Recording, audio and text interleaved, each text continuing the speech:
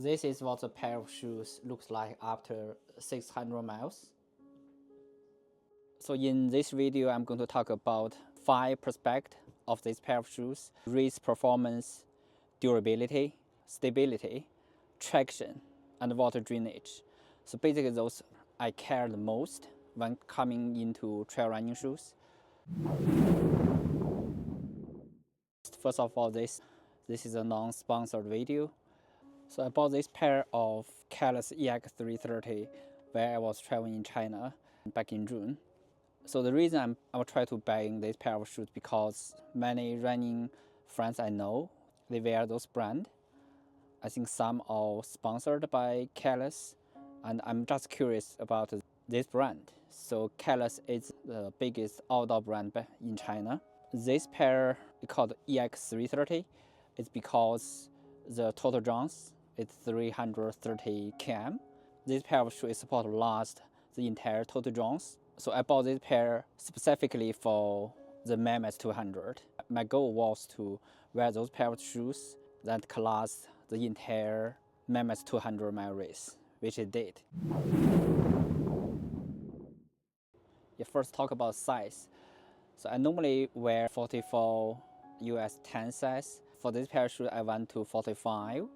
So at the beginning, the size kind of a little big, but I think after maybe 50 miles, my foot kind of begin to used to the size. Went up to a bigger size, basically try to prevent blisters.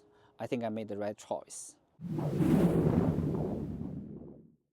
Race performance. I didn't use this pair of shoes for a lot of races, but I did 50K in those, and also the entire Mammoth 200. In the 50K, it did great. During Mammoth, so I wear this pair of shoes for the entirety of the Mammoth 200. Blisters begin to form, I think maybe around 100 miles. I barely have any blister at the front, at my forefoot. I don't know if you can see. I know where the blister begin to form is like at the heel. It's the inner side of the heel. So like this part. So you have the insole of the shoe contact the almost the inside heel of the shoe. So this part begin to causing blisters during Mammoth. I have to clean it up around every 10 hours. So the blister issue is better than I thought. For the 200 mile, the blister I have is not as painful as the blister I had during the Wyoming Range 100. I can put it this way. So for race performance, I will rate this pair of shoes a 4.5 out of 5. Next is durability. After I bought this pair of shoes, I wear those for about 600 miles. 85% is on trail, about 10% is on road, the rest 5% on treadmill. So it has seen many different terrains. Let's look at the wearness of the shoe. So this is what the shoe looks like after 600 miles. It's left. You see the upper part has a little bit wearage. The outer sole, the bottom of the shoe, looks pretty decent. It's 600 mile. After 600 miles, I still think there's a lot of life if you only look at the bottom. The bottom of the insole, so I'm trying to press it. It's still very hard. So the upper part, it looks great. But only this part you see. I think after Mammoth, so it begin have a little tear at the upper mesh here. But the tear just getting bigger and bigger after Mammoth. I think after Mammoth, I probably have about 500 miles on this pair of shoes. Now, like, if you see the inside of the shoe, this has another layer. It has another layer in it. This is a left. Yeah, my right feet is a little bigger than left, I think. So this is right. So upper part is decent. I did put a little bit of glue here. It was a little delaminated, so I put a little bit of glue here to fix it before the mammoth. Then the same issue on the left. If you see the mesh here, so this is even even worse.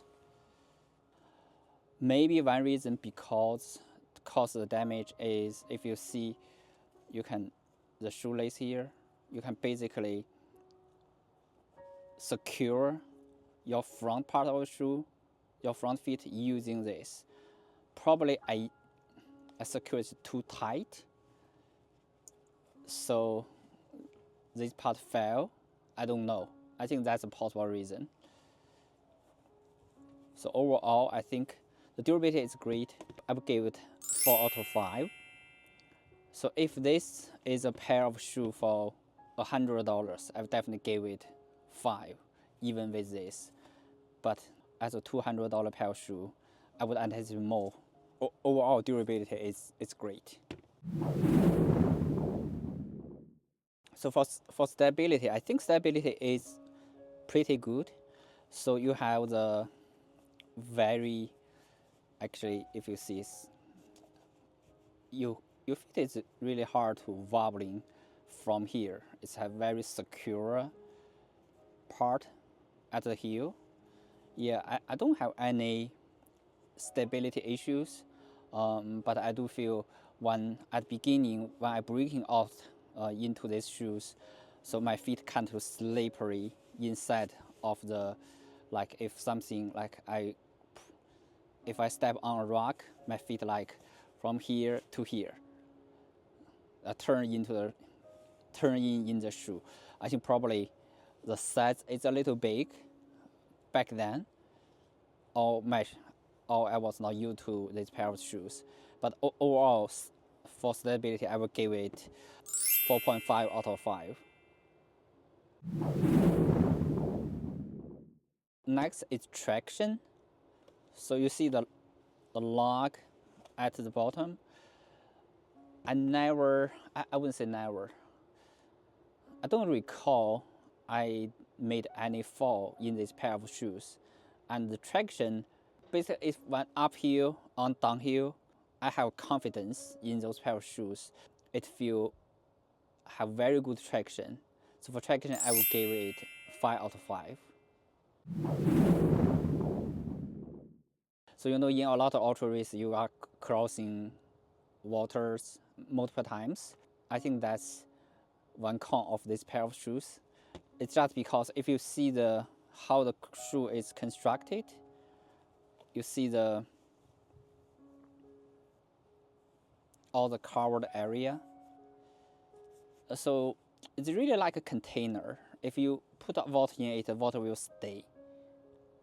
Water would stay here. It's no place for water to like. If you look at speed goat, so this is a pair of speed goat. So you see the marsh is here. If you have water getting in, it can get right out. But for this, it's really very hard for water to escape, unless like you tail your feet like this, or take your shoe out, try to get the water out. Yeah, for water drainage, I would give it 2.5. Yeah, by the way, so Kailas, they have their own gaiters, which I didn't know that. So this little piece and this little piece, I'm not quite sure if these ones too are for shoe gaiters.